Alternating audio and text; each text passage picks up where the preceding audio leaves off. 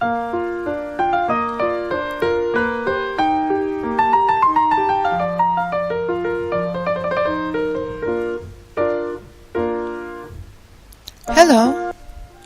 Today I'd like to share a new weaving method I discovered recently.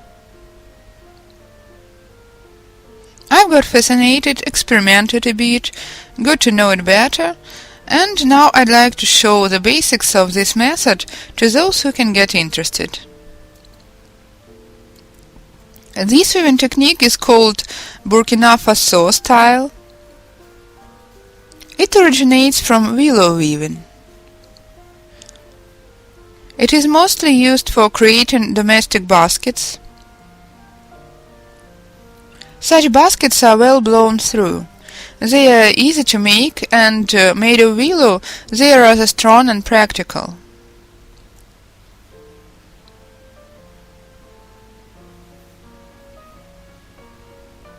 This way of weaving is also suitable for our material, paper tubes.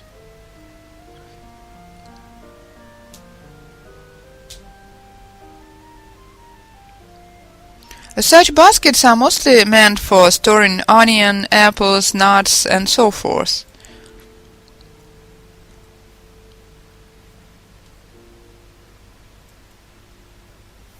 In this case, a basket has to be airy.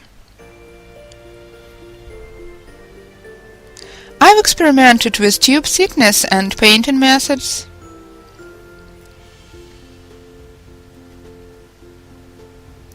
As a result, I've got quite different items.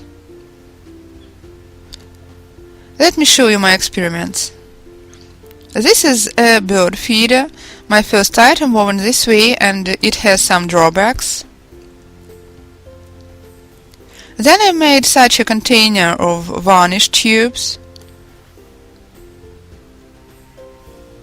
I've even made such a large item of rather thick tubes. So you can create such big items too.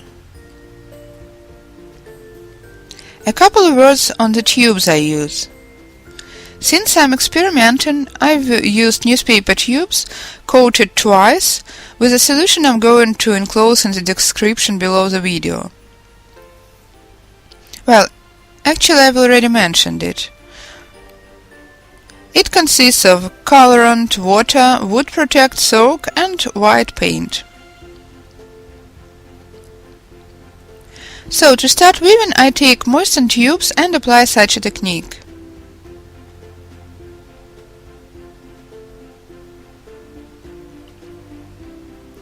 Two parallel tubes, one vertical one, and bend it like this.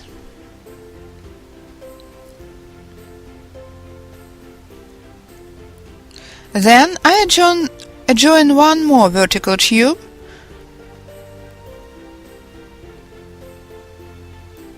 hug it with the left end of the bent tube,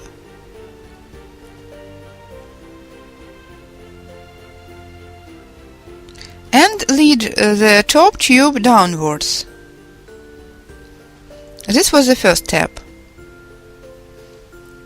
Then take the next tube, adjoin it next to the tube bent down. Repeat all the same steps. Turn the extreme left tube to the right.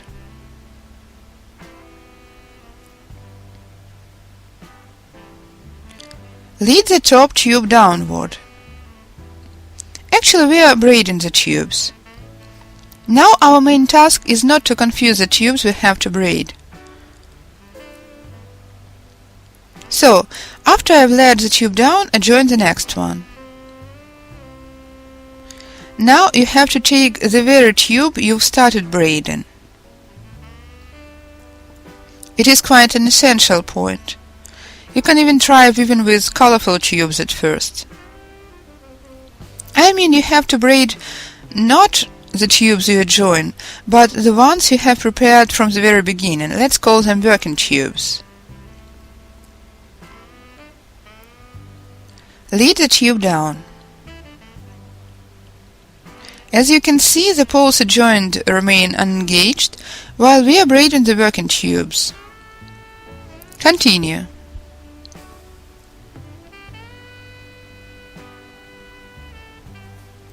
Turn, lead down.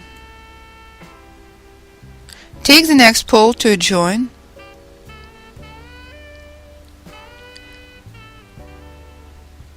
Here's the working tube I'm braiding with. Turn, lead down. It is essential to lengthen the tubes in time. Let me draw your attention to this point. Take a look, please. This working tube is too short to continue braiding. That's why, to avoid further inconveniences, I take another tube, press the end and place it in front of a short tube tail.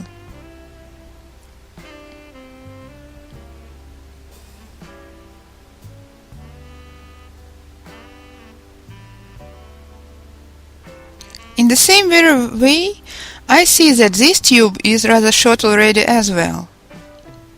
That's why I place a new long tube in front of it too.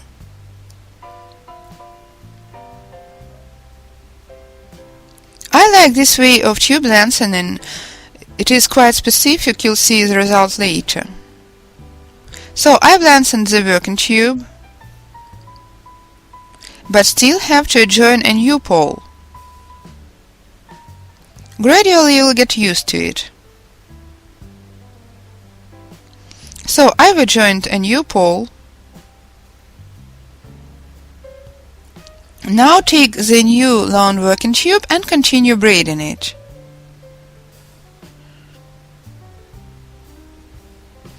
As for the old working tube tail, it remains uninvolved. I'm going to cut it off later.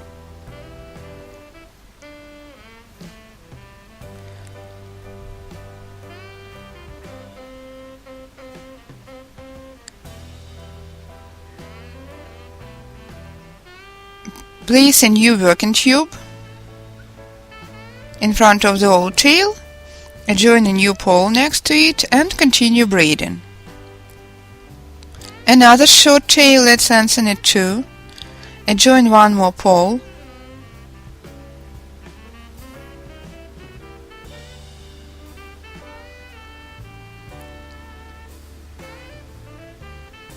This is a working tube, while that one is a pole adjoined.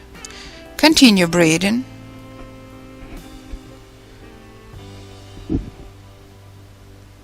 Adjoin a new pole every time. That's all, we have lengthened all the working tubes. The short tails will get cut off later. If you weave tight enough, they will not fall out. Anyway, they'll get fixed now. Continue weaving. Let's make another coil.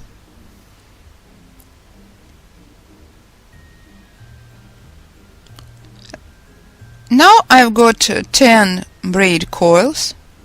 As a rule, I make from 10 to 12 coils in order to shape a circle. Take a note, please, that this is a traditional willow weaving technique. For our paper tubes, we can apply some different, more nice-looking ways to start weaving. Well, but let's stick to the traditional method at first. Let me show you the way they weave willow. In the following masterclasses, I'll show you some different approaches I've experimented with. By the way, in this case I'm going to make a round bottom. So, curve the braid like this to shape a circle.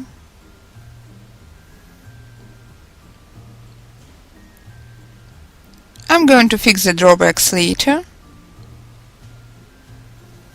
Besides, I'm going to insert more tubes while weaving. That's why it is not the final way it is going to look. The next essential point is how to continue after the circle is shaped. Here are two basic tubes I've got from the very beginning. At first, I use one of them as a tube to adjoin. Place it like this and continue braiding. Turn this way and lead one of the top tubes down. I've always got 2 tubes in work because I lead the third top tube down. The next tube to adjoin is the second one from that pair of tubes I've started braiding. I've adjoined it, made a braid coil, and led the top tube down. Now it's time to engage the adjoined tubes into work. Here's the first tube of the ones I've adjoined. 1, 2, lead down. It is high time to insert additional tube. As you can see, they are rare enough. In order to continue weaving a circle, we have to add tubes of the base. To insert new tubes, I'm using the very stick I use for root weaving. It can be a pencil or a pair of scissors, whatever. I have to prepare a gap to insert an additional tube. Turn the working tube, lead down.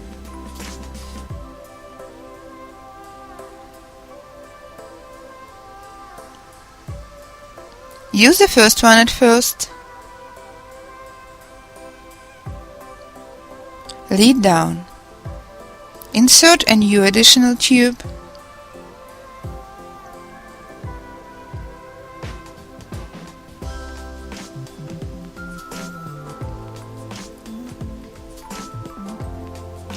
You can adjust the intervals between the rows.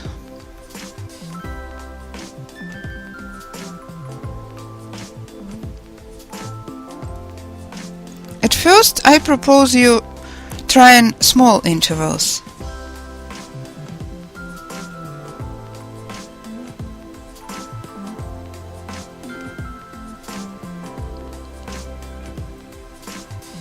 Later on, you can experiment with the interval size on different items. This way, making the intervals bigger and smaller, you can weave very interesting decorative items. But we'll talk about them later. Continue. 1, 2. Insert a tube, adjust the interval. 1, 2. Insert a new tube.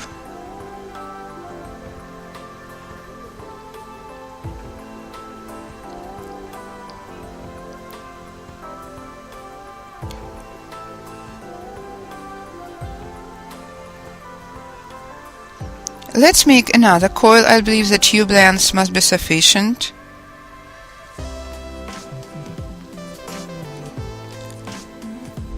As for the next coil,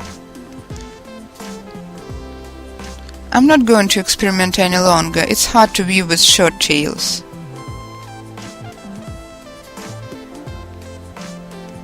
So I'm going to prepare lengthening in advance. Adjoin a new tube and continue weaving with a new long working tube. Let me show you the process a bit longer. The beginning is the most bothering stage. 1, 2. Well, it is definitely high time to add a new tube. So,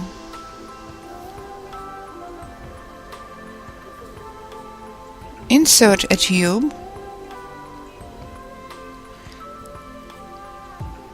You can cut off the tails remained after lengthening now to prevent them from confusing you.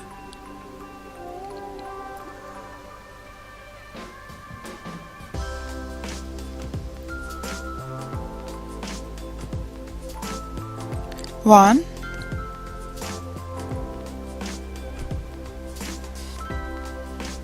2, 3.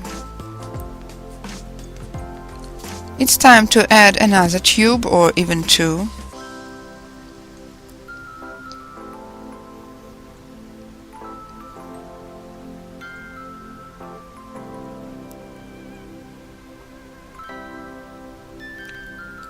So I weave 1, 2, 3, a short tail, let's lengthen.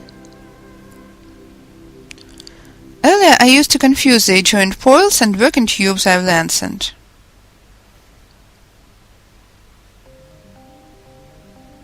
However, with the course of time you start recognizing the braid and understanding how to continue.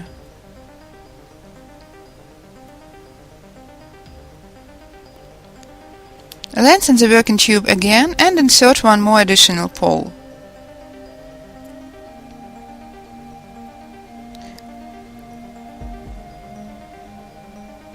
Continue weaving with the lengthened tube.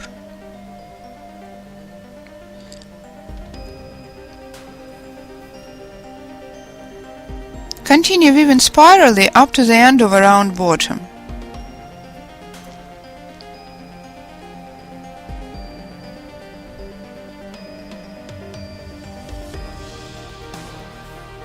Well, you can weave oval-shaped items too, but let's leave them for the next tutorials. To be honest, the technique has fascinated me, so I'm trying different varieties of it. But let's start with some basics at first.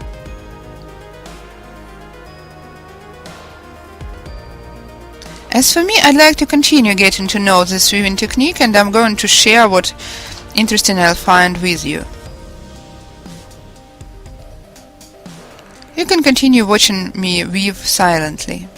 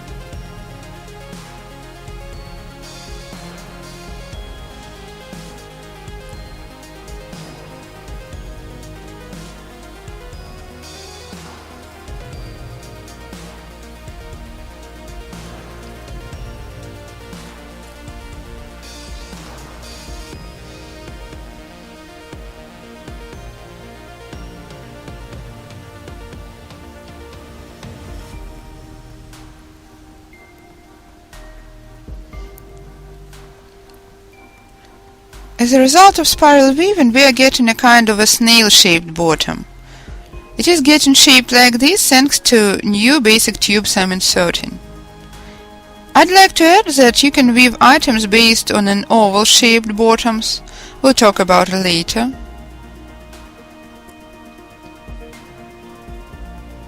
Or you can make it more aesthetic looking. I like the way it looks more, but these are my further experiments. For the beginning, I'm making you acquainted with such a traditional bottom. As for these excessive tails, I'm going to cut them off later. What's the essence? A basket is meant for carrying heavy weights.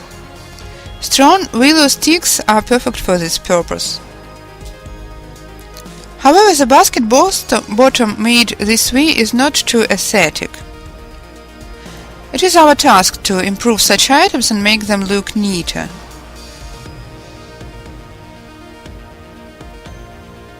So far, let's continue weaving a snail-like bottom spirally. So I've woven a circle of a required diameter. Now I'm going to start raising the poles. Take a note, please, that I'm cutting the short tails off while weaving, since they can become hard to reach later, in case the item is not wide enough.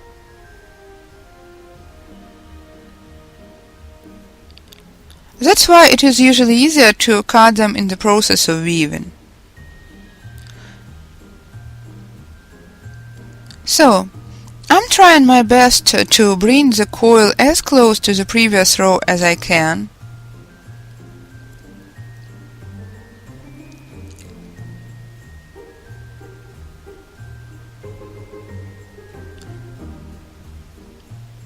As a result, I've got a more or less smooth circle. Well, at first this kind of weaving seemed a bit rough to me. However, after I've woven a few items, it appeals to me by its closeness to natural looking. It's rather real than refined, and there is a special zest in it.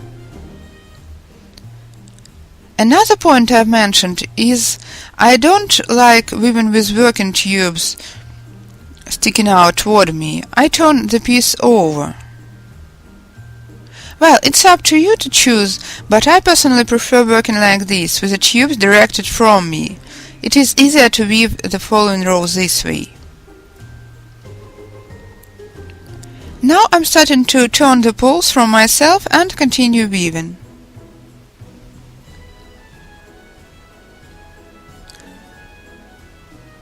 The current working sequence is as follows. Adjoin the basic tube,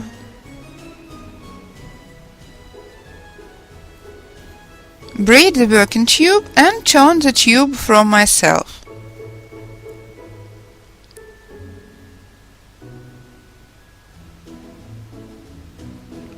As for widening and narrowing, if you continue weaving around these rare poles, raising them at the same time, the item will get tightened. That's why I propose you adjoining additional tubes to every third pole.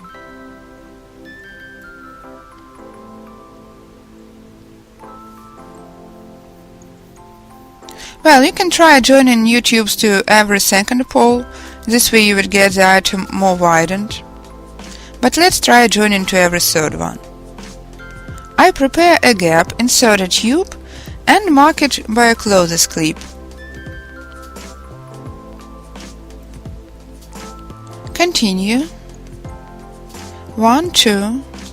Adjoin the next pole, braid.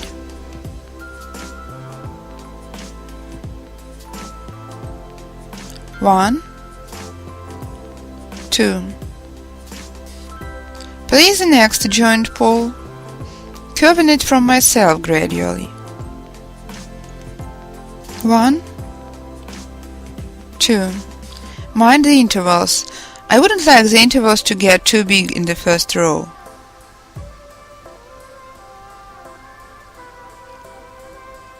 One. Lengthen the tube this way.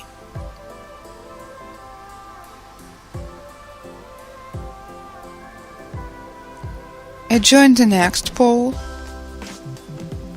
Make a braid call. 1, 2.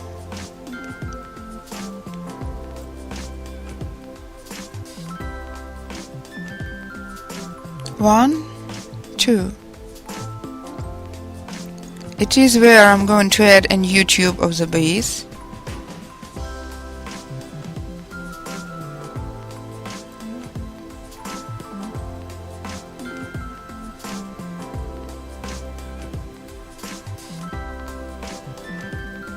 And continue working this way. Adjoin the pole.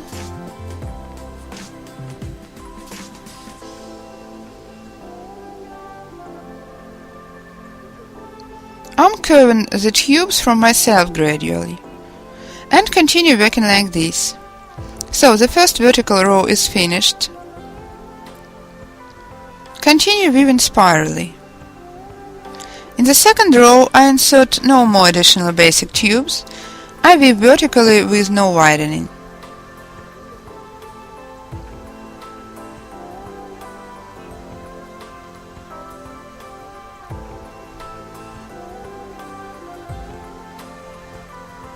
Continue weaving this way up to the required height.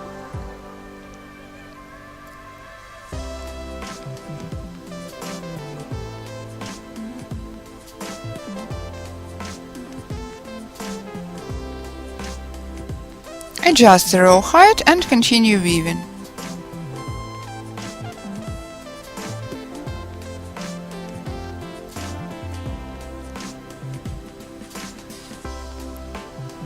When I reach the required height, I start bringing the last row close to the previous one gradually.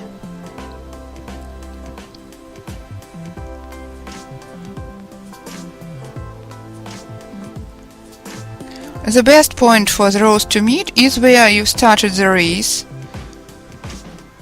In this case, the weaving will fit together more or less smoothly.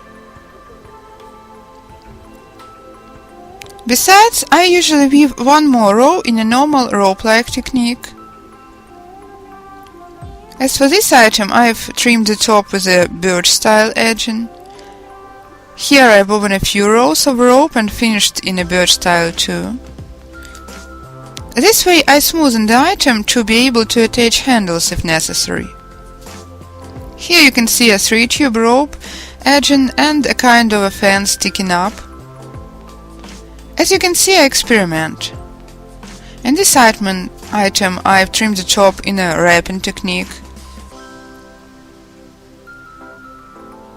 What I mean is you are free to experiment with the ways to finish the item and choose an optimal one for yourself.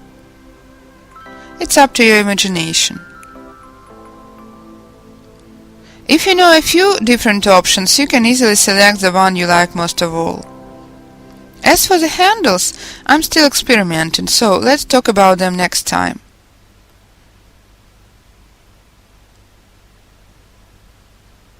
So this was my presentation of this weaving technique. The topic is to be continued.